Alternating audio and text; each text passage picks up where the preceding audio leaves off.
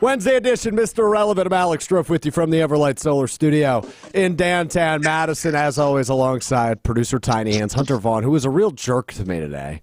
I got to the office today, and Hunter said to me, hey, did you get punched in the face? It looks like you got a bruise on the side of your face. Did you get in a bar fight last night? It's like, A, I wasn't at a bar last night, and B, no, I've just got a damn pimple that's growing in and is giving the complexion of a bruise. So you're a jerk, Hunter. Thanks for that. You're welcome. All right. We're going to do things a little bit differently today. Schedule conflicts and whatnot. We're going to start with the man that has appeared on the show more than anybody else. It is the former Wisconsin linebacker, former Carolina Panther, and the front runner to win the United Football League Defensive Player of the Year this year. It is our buddy Chris Orr joining the program. What was that? What did you just mouth there?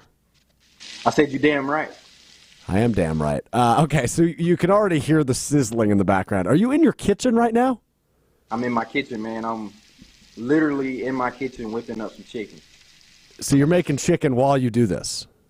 Yeah, I'm making some chicken thighs. 2 chicken thighs, and I'm about to put some rice on with it, man. So I'm glad that my show and you doing a guest appearance takes full priority. Yeah. Well, it's called Mr. Irrelevant. You're irrelevant. So I'm literally, I'm continuing with what's relevant in my life and just helping you out. Which is making chicken thighs. Exactly. That's more relevant than Mr. Irrelevant. All right. Well, while that's hurtful, I understand.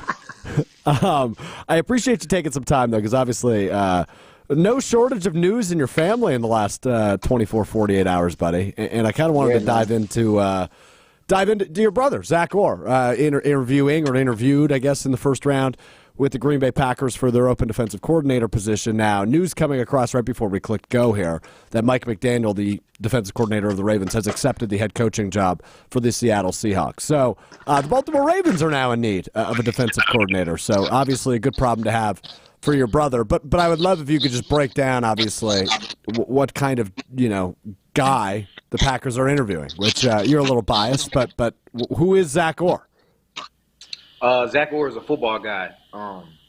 I was speaking yesterday, and I was saying that I'm a firm believer in that I can tell a lot about a person by the way you play the game. Not necessarily like how good you are, but how you play. Do you play with no fear? Do you put your body on the line? Do you play with uncontrollable effort? Do we never have to speed you up? I'm always trying to calm you down. That's the type of player he was, and that's the type of coach he is. He's an intense coach, brings a lot of energy. That's just kind of what you do as a younger coach. You bring the energy as a former player. It's still your job. People think that you get to the NFL and that you kind of just lead the players along, but it's still your job to motivate and get those guys ready to go, as well as coach them to be in the right position and use the right technique. That's what you get in Zach, man. He's a football guy. If you know the Orrs, you know that it ain't nothing but football, baby. We don't give a piss about nothing but football. You don't give a piss about nothing but football and chicken thighs, apparently. Very good. Well, look, I think we've had very many conversations both on the show, but multiple off the show, where your brother's in a cool spot, right? Like he's a former player. Unfortunately, an injury kind of ended his playing career, but he made a quick transition to coaching with Baltimore. Did a year coaching outside linebackers in Jacksonville, and then has been back in Baltimore the last 2 years coaching inside linebackers.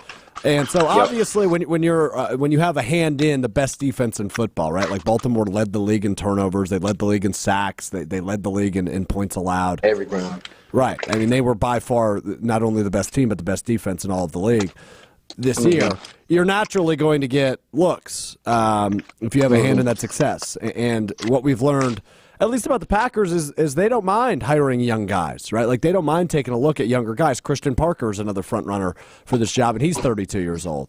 So when it comes to your brother, he's officially at a point where he's in a really good spot in terms of, now, Baltimore has a DC opening. He's interviewing with other teams for a DC opening. Regardless of how this plays out for him, it's kind of a win-win, which is a neat spot for him. For sure. It's definitely a win-win, man. He's in a unique spot. He's in a good spot. Something that people don't even think about is, when your team has success, and usually whatever side of the ball has the more success is the side of the ball that gets blown up as a staff, if that makes sense. So Coach McDonald going to Seattle now, there's a possibility like he calls my brother. There's a possibility that he does that and says, "Hey, will you come be my DC?" So now he has the option of Seattle and Green Bay, and then the chance to even get promoted in Baltimore. So yeah, he's in a really good spot, man. I'm proud of him. Happy for him. So when does Chris Orr get the call? When do you get to go start coaching? I don't know, man. I don't know. Maybe once he get his DC spot, man. Maybe I'm in there. I'll be his little lappy. You know, I'll be jotting the charts and all that. His little lappy. I like that. When's the last time you had to go through a job interview, Chris? Ooh, I've never gone through a job interview. I guess pro day. Yeah, that's what I would have looked at. Yeah, pro day, probably meeting the scouts. I mean, but at the same time, it's like in football it's different because usually it's all about networking, but it comes from the coaches that I played for. They would understand that I was a heady player, and you understand the scheme that I want to run, and you already are accustomed to that. I already know what you will bring to the table. I know the energy that you would bring. I know the passion that you'll bring for the game. So it's easier to just say like, hey, you're just hired. Like, I want you. You usually don't have to interview until you're like going outside of your circle, if that makes sense. No, it does make sense. And the reason I asked that question, Chris, is if you're okay with it, I would like to role play for a moment. Go ahead. Since I'm incredibly handsome, I will be Matt LaFleur. And since you are related to him and you share genetics, you will be Zach Orr. I'm sorry. What? Did I cut out? You did for a second, but do you understand what I'm getting at? I'll be Matt LaFleur, you be Zach Orr? Yeah. Oh, yeah. Okay, so let's just go through classic job interview stuff. So, hey, Zach, nice to meet you. I'm Matt. I'm the head coach of this football team. Nice to meet you, man. Nice to meet you too, Zach. Tell me a little bit about yourself, Zach. Well, I'm a former player. I played at the University of North Texas from 2010 to 2013. Played for the Baltimore Ravens from 14 to 16. Second team All-Pro in 2016. Unfortunately, I had to retire because I found out I had a condition in my neck that wouldn't allow me to keep playing safely. Started coaching. Been coaching ever since. And I love this game, man. I got a passion for this game. I got a hunger for this game. I got a drive to teach and pour knowledge into young players. Tell me about a time you overcame adversity within your current role, Zach. Ooh, I mean, I guess the time that he had to overcome adversity. Well, I guess that's hard. A time that I had to overcome adversity. Yeah, there you go. in my current job, probably the biggest one was the transition from being forced to stop playing. That's probably the biggest adversity that I've had to face in my life, and it was a hard decision to make. Something that you chase and strive for your entire life, and you're actually there and you're capitalizing on it. And now that you're being told that, hey, you can't play this game safely, you can't do the thing that you love safely anymore, and it's over with. I had to make that decision, and I still love this game. I still have a drive for this game, so coaching was an easy choice. And finally, Zach, my final interview question for you is tell me about something you're proud that you've accomplished in your life. What are you most proud of? I think I'm most proud of being a father. I definitely think that's what Zach would say. Number one, over anything that I've accomplished on the football field, being a dad is a superpower. All right, there we go. That concludes our mock interview. How do you think that went? I think that went well, man. Even though we didn't talk about any football, you're interviewing me to be your DC. I think you want to know I just wanted to throw the three most used interview questions at you in any job. And since you haven't done a job interview since your pro day, I figured maybe we could get you acclimated in case you are potentially interviewing for jobs over the course of the next couple of months. I'm just saying. Oh man, I appreciate that. I appreciate the help, man. I can use all the mocks I could get.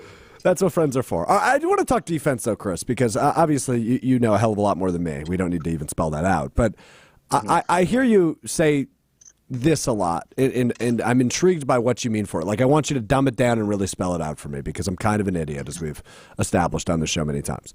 So you often say, like for Green Bay, for example, right? They're an organization, a team that is offensive, high-powered, right? Like, offense will always be the focus. They want to score points. They want to beat you in a track meet. So, but you say while they're in the search for a defensive coordinator, they need to find something that fits that style, right? Like complements it well. And we always hear the buzzword, complementary football, the buzz term, complementary football. What does that mean from a defensive standpoint? Like what would fit for the Packers, whether it's the style of defense, the candidate, what have you? What makes sense in terms of complementary football? I think what makes sense for the Packers defense is that aggressive style defense, that aggressive nature, somebody who's going to sniff out and stop the run no matter what, and somebody who's going to affect and attack the quarterback to create turnovers. That's what happens with that style of defense.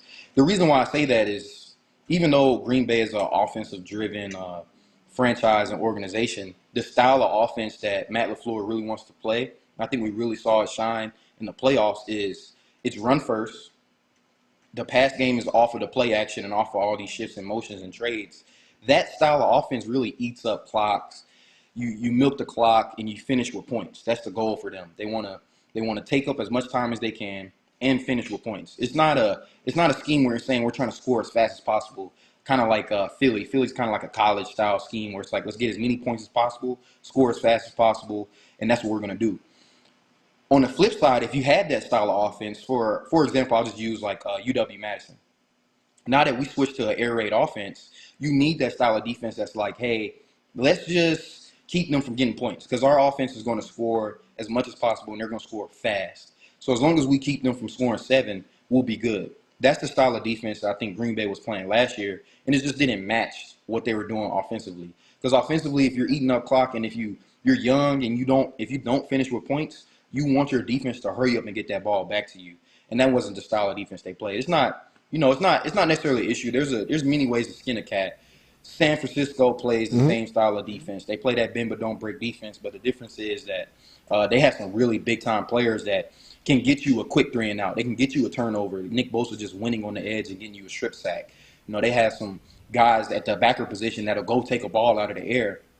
Not saying like Green Bay can't do that. It's just that that just wasn't what was happening. And I think that the scheme that was running didn't really help their like front 7 shine. Like I think that the bulk and the strength of the Green Bay defense is their front 7. And I think the scheme they're running just didn't necessarily help them shine.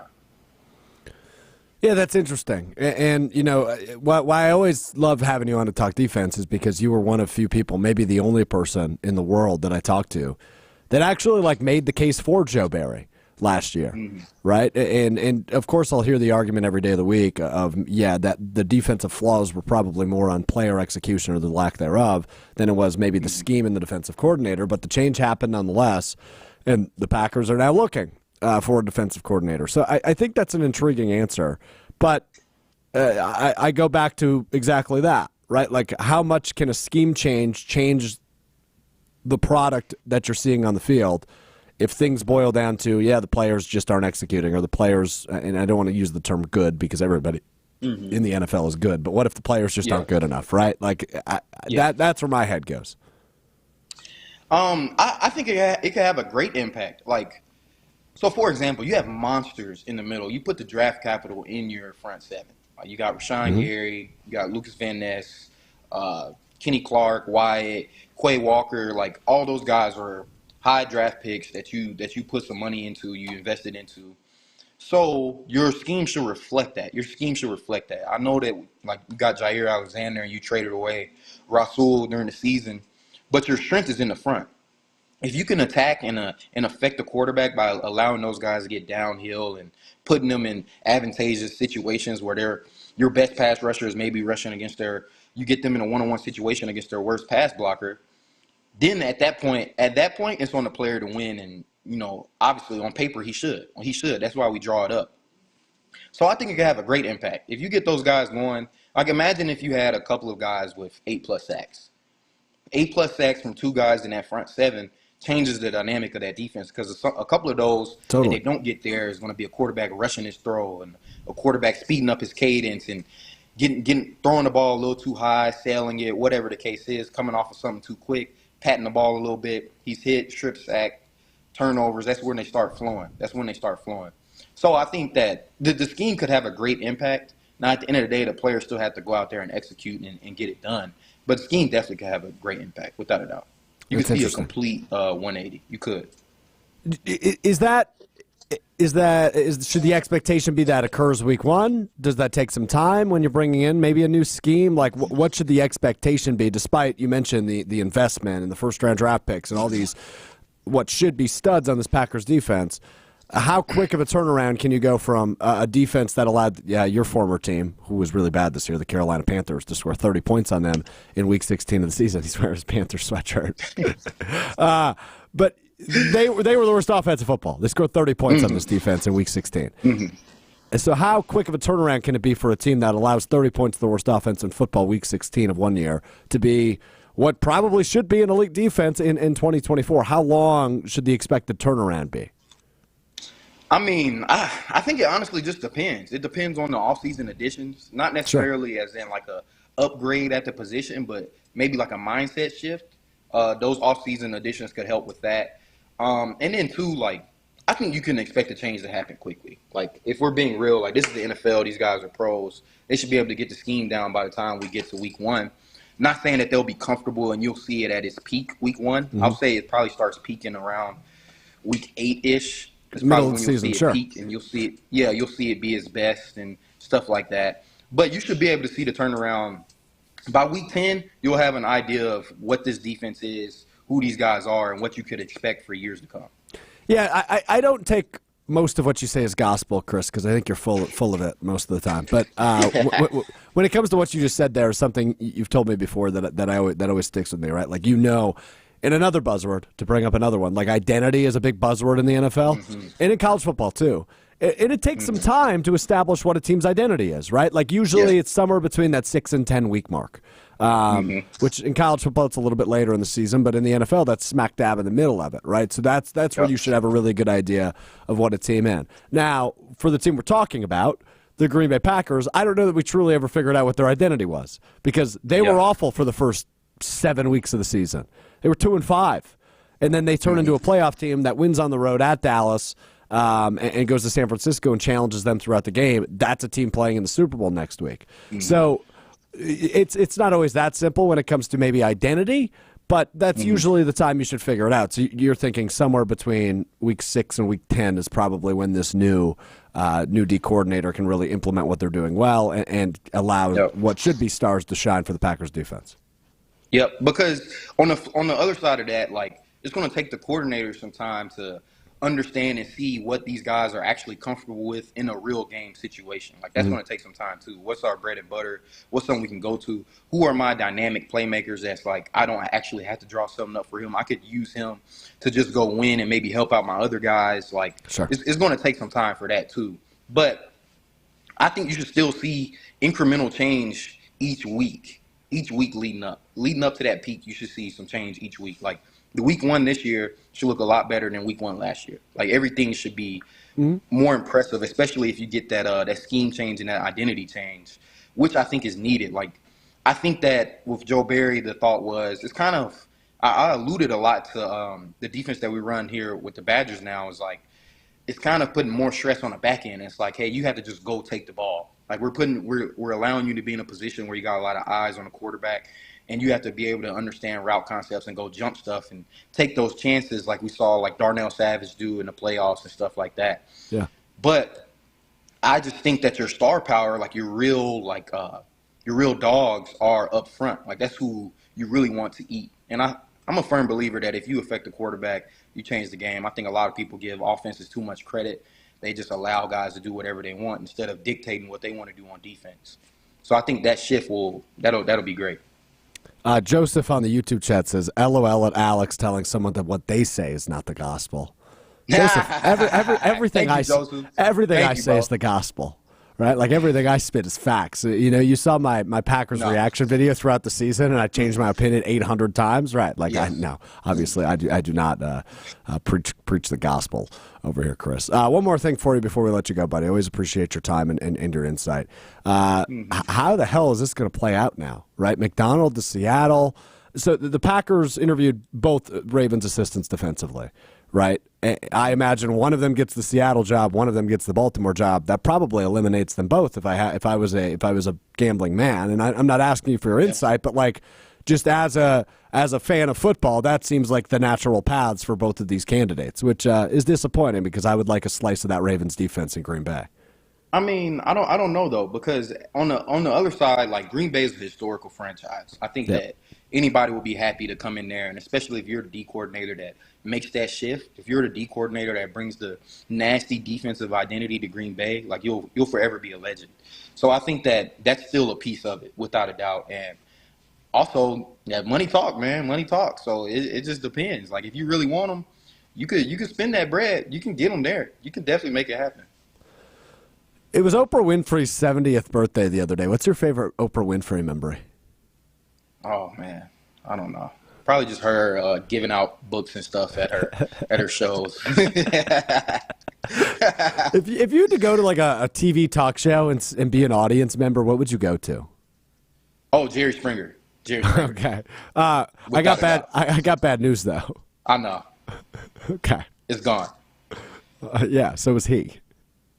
But he passed? I think so. I might be killing him off actually. I thought he did, though. Oh, dang. I didn't know that. R.P. Jerry, man. I used to watch Jerry Springer for real. Yeah, he died last year, April 27th of last year. Dang. Well, in a perfect world, I would love to go be on Jerry Springer. I would love to be in that audience. In the audience, or would you like to? Nah, probably not the paternity test. Nah, I want to be in the audience. I want to be in the audience, and I want to instigate. I want, how to get people to get up there and ask questions. Yeah. I want to instigate. That's what I want to do. Yeah, you're good at that. I've noticed that about you. Yeah, I want to start that fight. You're good at instigating. I do need to let you know before I let you go. I tweaked my back yesterday. Do you think it had anything to do of when you grabbed me by the collar of my shirt and threw me up against a wall? Do you think that may have had something to do with it? Maybe, but that's probably more so just a reason of, you don't come into the lion's den trying to poke at the alpha man. You don't do that. One. And two, I think you don't have enough muscle mass to support your back. I just think, Chris, why we have always done the virtual interviews when you come on the show now is because I don't want to be within a 10-foot radius of you.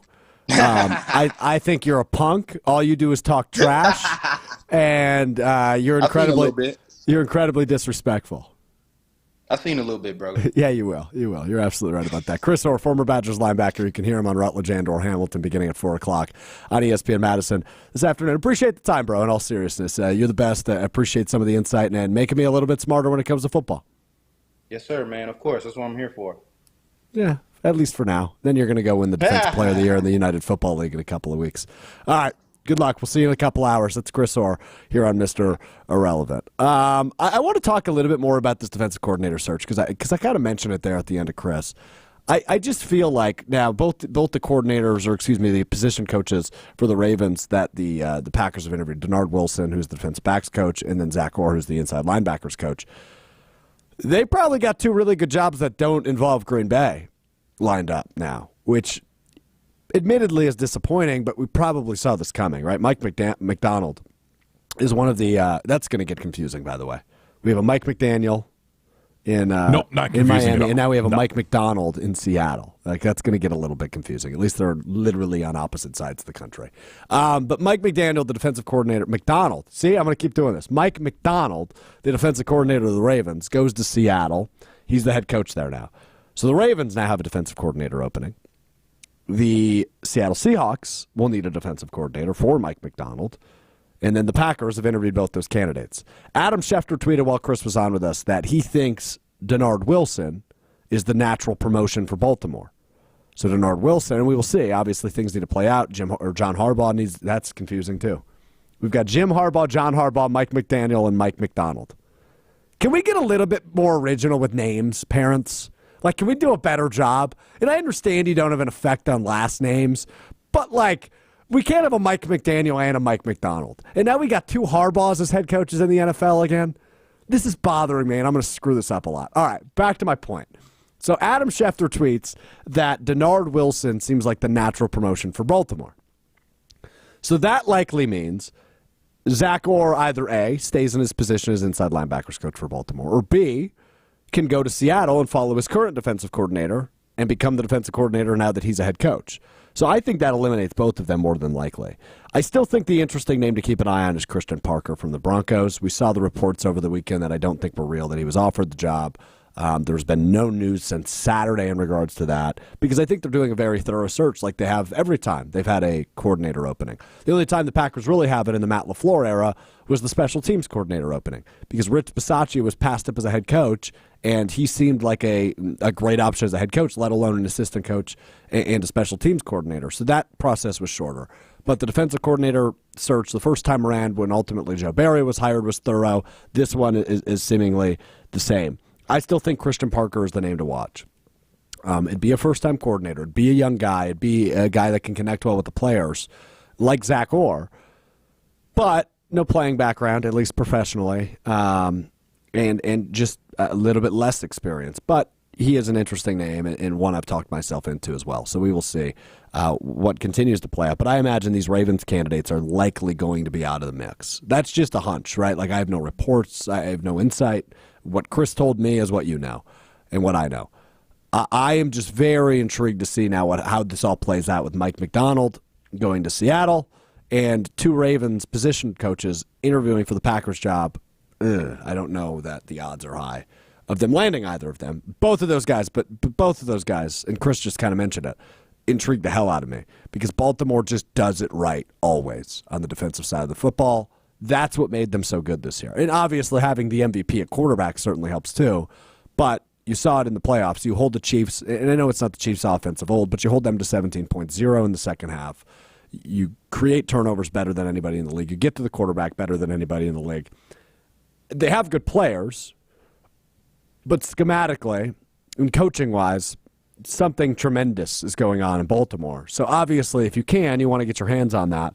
And the Packers, I'm sure, are going to try. But I would say now with the openings that are out there, just in terms of transition, right, it makes a lot more sense to stay in Baltimore or go follow Mike McDonald to Seattle. But we will see. I could be wrong. I could be totally wrong. All right. I wanted to do something fun today. It's middle of the week. Packers season's been over for a week and a half. And I'm finally over it, I think. Right, like on Monday I said, I was watching the NFC Championship game on Sunday thinking, shoot, Packers could win this game today. And I'm over it. 2 more sleeps in the bag. I think I'm good. I've understood that this was a fun season. The Packers over-delivered. We got more than we anticipated. So I'm ready to talk end-of-season terms. So what I mean by that is I want Hunter Vaughn, Tiny Hands, has come up with a couple of superlatives. He's going to give out essentially the award name, and I'm going to pick who receives the award. I thought about doing this in an NFL landscape, but like we know the answers to all those already, right? Coach of the Year is going to be D'Amico Ryans or Kevin Stefanski. MVP is going to be Lamar Jackson. Christian McCaffrey is going to be the Offensive Player of the Year. Myles Garrett will win the Defensive Player of the Year. Like they're all decided already. We know these. So we're just going to look at the Packers. We're gonna give out some awards. I have not seen these. This will be the first time I've heard these awards, and I will hand them out just off the hunch, right off the bat, right from the gut, right from the heart, right from the brain. Hunter Vaughn, award number 1 is. Got to get some music going with it. Yeah, this is good. First up, best swag. Who do you think I gave this to? Oh, you also handed these out? Yes. Okay, it has to be Jair Alexander. Yes, absolutely. Yeah. He really put it over the top with the coin toss incident at Carolina. But if he didn't already win the award at that point, when he interrupted the news reporter in front of Lambeau, the Pack is back. That was amazing. So without a doubt, Jair wins this award every year. My runner-up would be Aaron Jones. We might see him later on. I imagine we will see him later on. What do we got next? Rookie of the Year. Yeah, this is tough because you could go a couple different directions. I'm sticking on the offensive side of the football, though, for sure, because those are where your best options are. If Luke Musgrave didn't get injured, I think he wins this award. Yeah.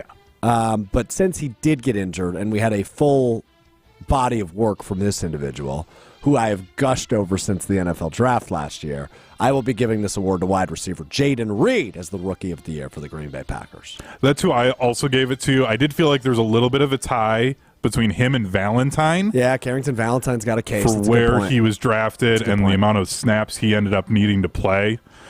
Next up, Mr. Invincible. This goes to the player that you felt like played the most snaps given all of the injuries that took place this year. Okay. I will go with Kenny Clark on the defensive line. He played all You read 17 my mind. games. Yeah, I'll give it to Kenny. And look, he is an interesting case because obviously he's getting older. He's not as old as we think, though. It feels like he's been in the league for a million years. I think he's only 28. He's a really, really good defensive tackle. And that's what excites me about a defensive coordinator change in Green Bay, right? Like, you have so many studs defensively that should be maximized better than they have been. Quay Walker's a guy I've talked about a little bit, right? Like, that almost be an interview question for me if I'm Matt LaFleur. We have Quay Walker in the middle. He's on a rookie deal. He's speedy. He's quick. He's got good football IQ. He just misses sometimes. How can we maximize him? How can we make him a game wrecker, right? Rashawn Gary, Jair Alexander, Lucas Van Ness will be in his second year next year. Devontae Wyatt, it was a first-round pick on the defensive line, who I think could be another pick there, but he didn't play as much as Kenny. So I'll go Kenny Clark. You also have Kenny? Yes, I went Kenny Clark. The other one I had was Rashawn Gary. I think he only showed up as questionable a little bit. So yeah, but the thing with him is he disappeared at the end of the year. Bingo, right? Like I think he had 2 3-sack games, and he only had 9 sacks overall. Maybe I think he might have had one in a playoff game to get to double digits. But he's a guy that needs to be maximized with whoever the next coordinator is. But Kenny Clark, to my point here, is you saw it in the playoff game against San Francisco. The guy's flying all over the field. He's a defensive tackle, right? Like, he is super valuable for this Packers defense. So we agree so far, 3 for 3. Next up, we'll probably agree on this, but we're going to go the opposite direction. Mr. Glass Award, who couldn't stay on the field this year. And I'm going to disqualify David Bakhtiari because I think he has much bigger issues. That's actually where I was going to go there. Then the other option's obvious. It's Christian Watson. Yep. And it's unfortunate, right? Like, he's such a good player when he's on the field, and you can tell the difference he makes the way he opens up the Packers offense when he was on the field this year. The issue was he just wasn't on the field a lot this year. The report came out last week that he was visiting a UW specialist up the road. So was Eric Stokes to take a look at, like, the hamstring and how they can rehabilitate it in the offseason to make sure it doesn't become a recurring issue into multiple seasons. So hopefully he can get right and he can be on the field in 2024 because he does a lot of good things for this Packers offense. But, yeah, he struggled to stay on the field. You're right. Up next, of course we have to go this route, MVP of the season. I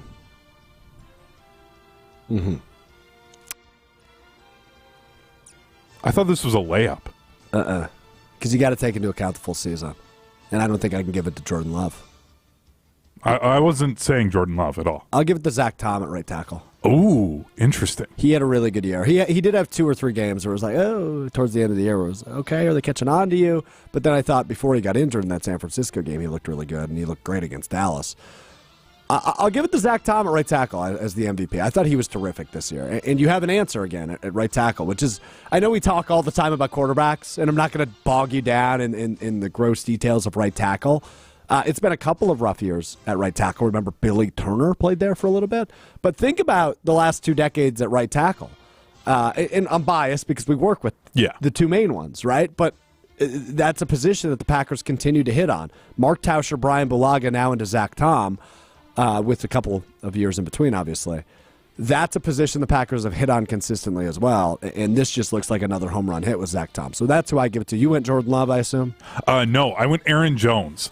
See, I went the route... Another issue there is he didn't play a ton. So I went the route of when people thought that Peyton Manning should have won MVP the year that the Colts won 1 game and then got Andrew Luck. Yep. It was... That team looks so different when Aaron Jones is on the field and they actually use him. Totally. That, I mean, we saw it in the playoffs. Right, saw the best 5-game stretch of his career, absolutely. Yeah, so it's that alone. I was like, he clearly is what makes this offense go.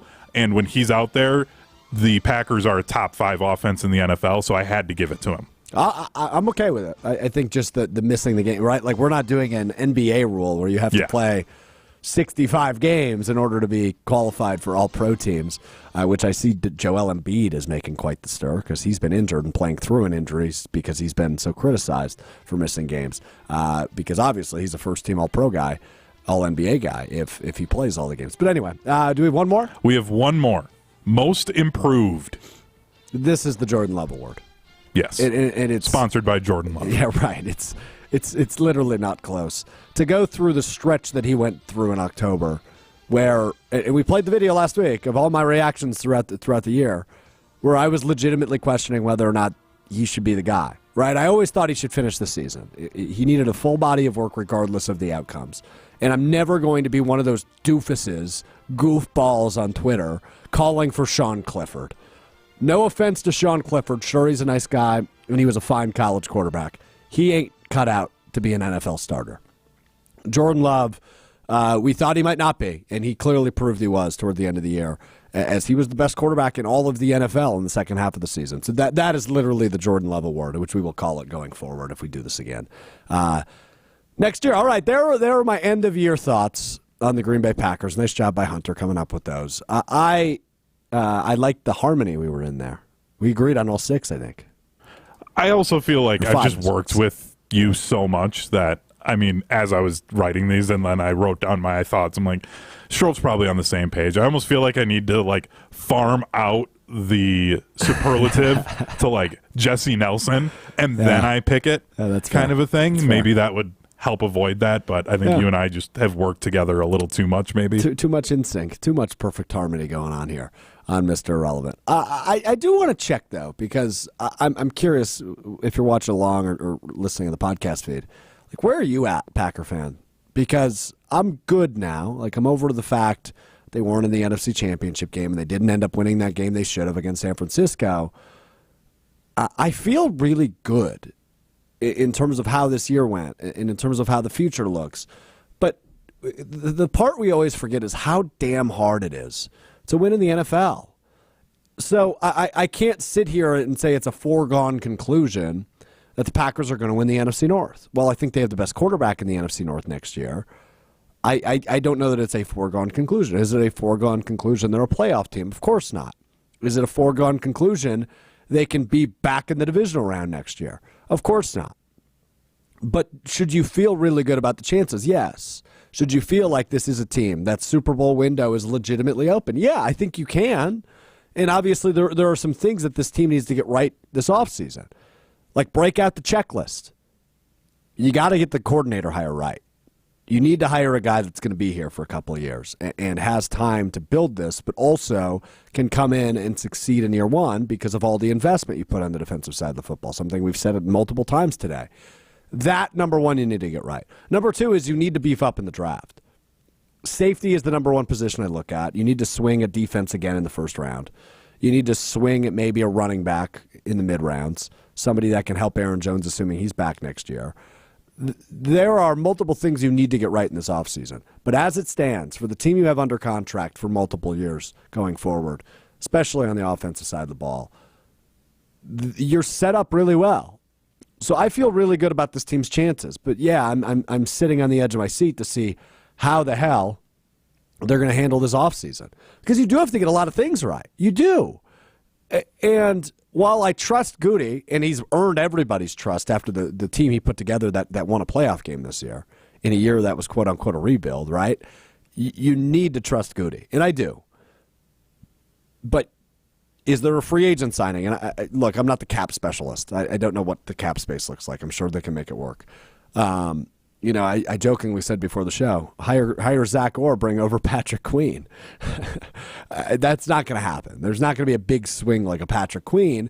But Goody, better than Ted Thompson, it has taken some really big swings in free agency that have worked out. He's also taken the low-risk, high-reward swings that have worked out well for this team, Keyshawn Nixon being one of them. But some of the high-reward swings that he took in his first couple of years as general manager were guys like Preston and Zadarius Smith, Adrian Amos defensively. You need to run that back, though. This is a year where you need a little bit more veteran presence than you had this year. Like the youth on this team was its superpower for sure down the stretch. They didn't know any better, and they went to Dallas, a team they shouldn't have beat, and smoked them in the playoffs on the road. So I'm excited. I'm really excited about this team's future and what they can be. But, again, you need to get some things right in order for me to fully buy into the fact that this could be a team that is better than the Detroit Lions overall next year. That is a favorite to win the NFC in the regular season. That is a favorite to win the NFC, period, and get back to a Super Bowl. Jordan Love's your dude. Can he maintain the level he played at in the second half of the season? I sure hope so. But is it a given? No. I hope so, and I think he can. but nothing's a given in the NFL. So not to be a downer, that's just where my head's been the last 48 hours. As I finally taken the breath and been like, okay, I'm ready to talk about it.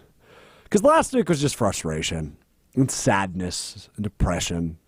This week is more like, okay, 49ers are a damn good team. They have been all year. They deserve to be there. Chiefs, we beat them. It was at Lambeau, but you beat them on a national stage. So you got to feel, but again, this is a weird year in the NFL. Anybody can beat anybody. There's always so much parity. This Chiefs team that we're seeing at the end of January is not the Chiefs team that played at Lambeau at the beginning of December. Thank you for saying that. That's really been bothering me this week, and I was about to bring it up. This Chiefs team is not playing the same way that they were but back then. But you could also make the same argument for the Packers, right? Like, these are different teams at this point. The Packers that we saw against Dallas and San Francisco probably wasn't the Green Bay team we saw against Kansas City either. So I think the argument can go two ways, but you're right. Kansas City is going to win the Super Bowl. I'm confirming. You think you're that confident I think they win, yeah. And I don't know what the line is at this point. I saw it opened at San Francisco, was favored by just a point, so it's pretty much a toss-up, which is fun. If Vegas doesn't know how the hell to predict this game, that means we're in for a treat. But I do think I'm officially done making the mistake of picking against Patrick Mahomes ever again. I will never pick Patrick Mahomes to lose another football game. And I'm serious about that. I legitimately, until there is a total super team in terms of the NFL, which I don't really know that those exist in the NFL, I won't pick against Patrick Mahomes, especially in the playoffs. Because what he did this year is more special than he's done in any of his 6 runs. And by the way, all 6 of his years as a starter, he's been in the AFC Championship game. But he's never gone on the road twice and won both, right? That's something he hadn't done before because all of his playoff games essentially were played at Arrowhead. So to go on the road to Buffalo and to go on the road to Baltimore, which are 2 daunting environments, and win the way you did, in what was a quote-unquote down year for the Chiefs, is so impressive. And I'm not going to get into the discourse we've heard a lot this week, which is Patrick Mahomes on pace to be the GOAT? No, but is he the most talented quarterback that's ever played the position? I would hear that argument. He does things that are so unbelievably special that you know nobody else in the NFL can do. Right? Like, there are things that he does that you could say, yeah, Aaron Rodgers did that in his prime. But there are things that Mahomes does that Rodgers never did in his prime, or Manning never did in his prime. And obviously Brady was the best winner and the best game manager, and that's not at this. But he was the best quarterback ever. Sure. But in terms of talent level and the way you can break through the glass ceiling, nobody's done it like Patrick Mahomes has. And I think that was evident from the get-go with him. Like, I got a lot of flack for my Jordan Love comparison. I said something when I was talking about him late in the regular season that, you didn't need to see Patrick Mahomes for a full year to know he was special. And I wasn't comparing Love to Mahomes. I'm just saying when it comes to the quarterback position, you either have it or you don't. And with Love, down the stretch, you clearly saw he has it. With Mahomes, it was evident from day one. He had his week 1 start against Pittsburgh in 2018, and everybody was like, holy smokes, that guy just scored 40 points against a good Pittsburgh team. Who is he? Well, who is he? Right? People didn't even know who he was, despite being a top 10 draft pick. And then he ran off and took them to the AFC Championship game in his first year as a starter. So, yeah, I mean, he is unbelievably special, but I will not be comparing him to Tom Brady. So, anyway, to my point, I will never pick against Patrick Mahomes again, ever. No, ever. So, just because this is a fun game to play, who would you compare him to? If you're not going to do the Tom Brady, Joe Montana sort of comparison because of with championships and that, like, is he the most talented since Dan Marino, John Elway? Yeah, but Marino was the name that came to mind. I think there's some Rodgers Manning in him, but he's just better than those guys. And look, every one of those quarterbacks we just listed has their thing, right? Like, they were known for X. Mahomes is known for all of it, which is just absurd to me. Rodgers is unbelievably patient and really, really, really accurate and doesn't turn the ball over. Mahomes isn't as good in the turnover capacity as Rodgers is because nobody has been, right? Like, Rodgers is the most efficient quarterback we've ever seen play the game when it comes to not turning over the football. He just doesn't do it.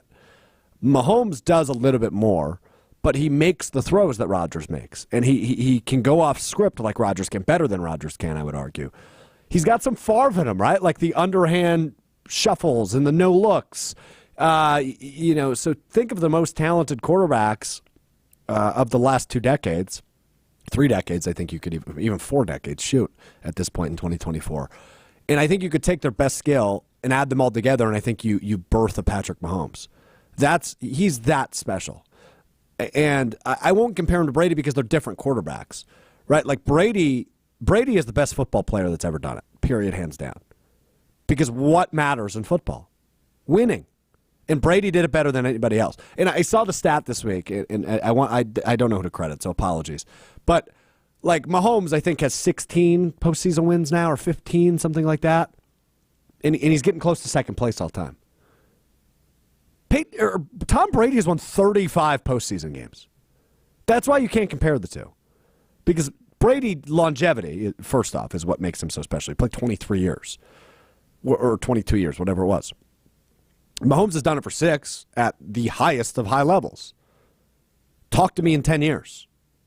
Right? Like, it's just, I think sometimes when we do this, right? Like we have to do this sports talk, and we're comparing Mahomes, and right? We have to make comparisons, right? We have to, whether it's pop culture or within the sport. It's what we do. And so I understand why you bring up the Bradyisms, because this could be Mahomes' 3rd Super Bowl already. Brady is 7. He's only been a starter so I understand that part of it. But we lose sight of what Tom Brady was. Tom Brady won 7 Super Bowls. He played like 20 years in the NFL at the highest of levels. He won a few MVPs. He won Super Bowl MVPs. He won Super Bowls in 2 different spots. Like, talk to me in 10 years with Mahomes if we want to compare him to Brady. You can't do it now. But from a talent level, sure. I'll give it to you. Tom Brady would admit he can't do some of the things Mahomes does, whether it's with his legs, with his arms, whether it's off script. Like, Tom Brady would be the first person to tell you that. So does the Tom Brady, Patrick Mahomes discussion, let's say Mahomes gets up to 4 rings here. Yeah. Does it turn into the same way that we kind of have the LeBron MJ discussion where MJ's got more rings, but because of the insane things we've seen LeBron be able to do, that you can still have that debate? I don't think so. I just, with 4 maybe, but again, that's probably going to take a few years, because I don't know that they'll. I think they'll win this year. They'll go back to back, and then they won't win next year. No, I don't think it's just different. Because, but the nice part about this argument too, if you want to make the case for Brady, which I am, it's 2-0 against Mahomes in the playoffs. Beat him both times they played in the playoffs. Mahomes never beat him, and I know it's not QB v QB, but Tom Brady at his old age beat Mahomes in the beginning of his prime. So you do have the matchup, unlike Jordan and LeBron. So I guess that part works to your favor. All right, I do want to get into the world of college basketball just briefly, and I know we touched on it on Monday's show. Some of the matchups coming up this weekend. But I've come to the determination, and maybe I'm later than other people, nobody in college basketball is good. UConn maybe, the number 1 team in the country. I don't think anybody else is good. The 3rd-ranked team in the country last night went to Georgia Tech and lost. I can't name one player on Georgia Tech. I can't tell you who their head coach is. I can't tell you if they're any good this year. I can't, actually. They're not. UNC's supposed to be good. They're supposed to be a title favorite. And I get it's January, right? Like, these things happen. It's college basketball. People lose. Nobody goes undefeated unless you're Kentucky with Anthony Davis.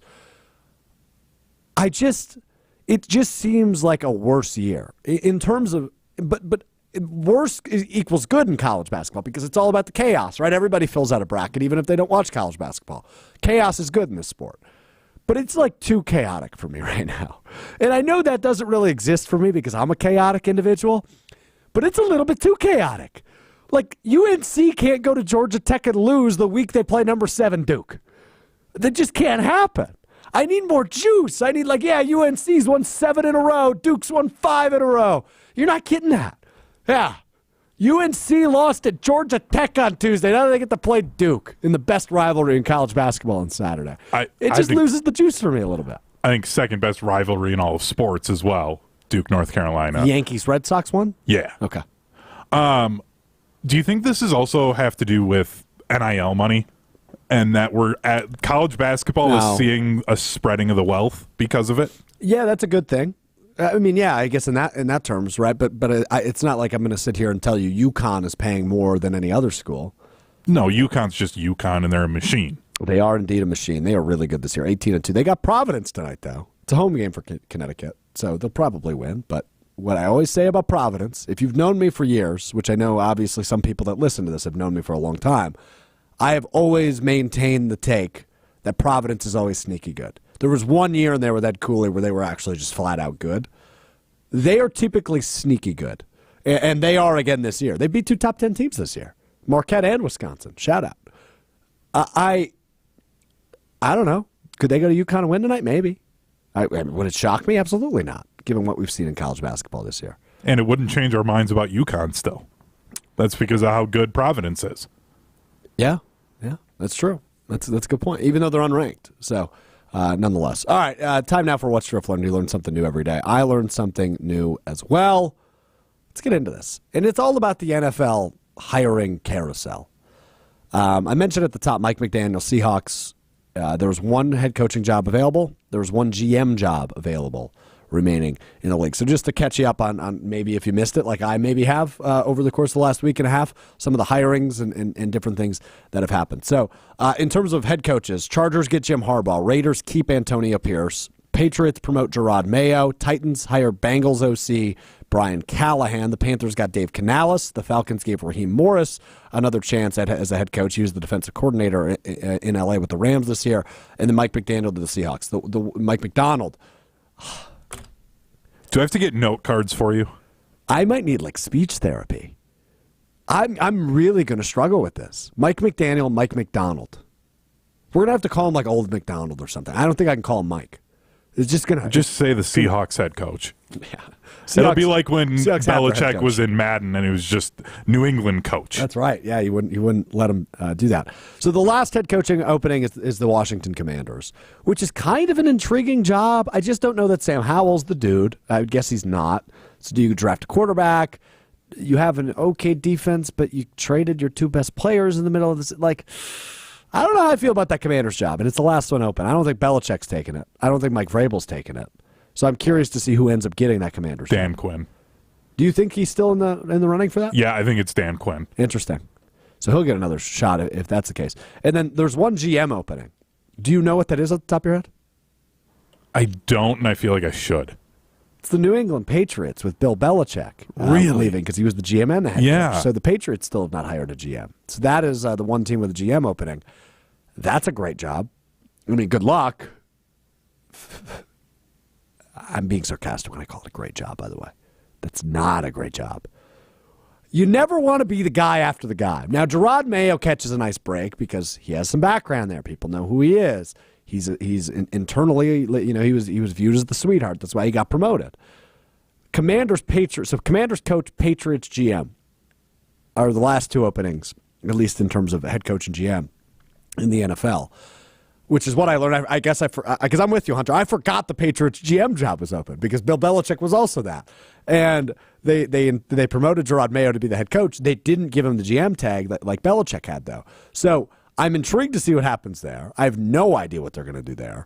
Commanders head coach, if it's Dan Quinn, I think that's a bad hire, but I also think they're the worst team in the NFC East. So I'm intrigued to see how this goes down. And then obviously there's a ton of coordinator openings across the league. We mentioned 3 of the premier ones at defensive coordinator, now Baltimore, Seattle, Green Bay. And shoot, by the time you listen to this, 1 or 2 of those might already be filled.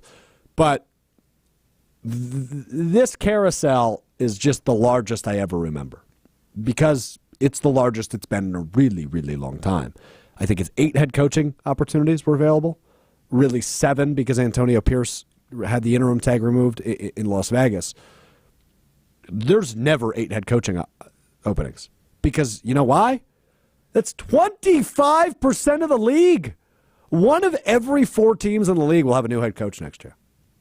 That counts the Raiders with the interim tag being removed. That's what I learned. That's absurd when that many people are losing their jobs. But that shows you, man, shelf life in the NFL is impossibly hard to maintain, which goes back to my point of Tom Brady, Bill Belichick, Pete Carroll, some of those guys, Nick Saban at Alabama, right? Like, you can't be successful for as long as some of these guys have been successful for. It's impossible, except when you're Bill Belichick. 8 openings right now. I wonder how many of these jobs will be open again next year. I know the Chargers won't be. I bet the Raiders won't be. The Patriots will give Mayo more than a year. Titans and Brian Callahan? Maybe. That could be open again. I imagine the Panthers would let Canales go another year. Falcons could move on from Raheem Morris. I wouldn't be shocked. He has a background. And then whoever gets the Commanders job. If it's Dan Quinn, I could see him lasting only a year. New ownership, new GM. It's interesting. It's interesting. Adam Peters, the new GM, by the way, in Washington. So what I learned, 25% of head coaching jobs were available this year. One remains. That's the Commanders. Shout out to my guy at Quick Trip, who I talked about last week. Forgot his name. Chuck, maybe? I feel like it was Chuck. He wasn't there today. I wanted to ask him about this because I had just seen this. That Mike McDonald was likely going to take the Seattle job, which means the Commanders job was the last one open. I needed to ask Chuck. He's my Washington insider. But he wasn't there today. I popped by and grabbed a coffee this morning. So I was disappointed in that. Next time you see him, are you going to try and get his number and not be creepy about getting his number so you can get all your Commanders info? No. I'll keep it casual. I'll just do it at Quick Trip. Find out his schedule. Yeah, I'll figure it out. And maybe he's a once-a-week guy, so I'll just need to pop in on that day. But the last 2 times I've been there, he hasn't been there. And I pop in about the same time every day. So I'll have to ask him what his schedule is. But I need my Washington info, man. I need to be informed around here. I need my sources close to the situation. So anyway, all right. Big thanks to Chris Orr. Big thanks to Tiny Hands. As always, we're back with you Friday beginning at 12:30 as we get ready for the Pro Bowl. It's a joke. We're going to talk college hoops on Friday. Big college hoops weekend coming up, as well as the Pro Bowl, which I won't be watching. Maybe I'll watch some TV this weekend. I haven't watched TV in like 6 months. Find out together. It's Mr. Relevant. I'm Alex Strouf. I'll talk to you Friday. Peace.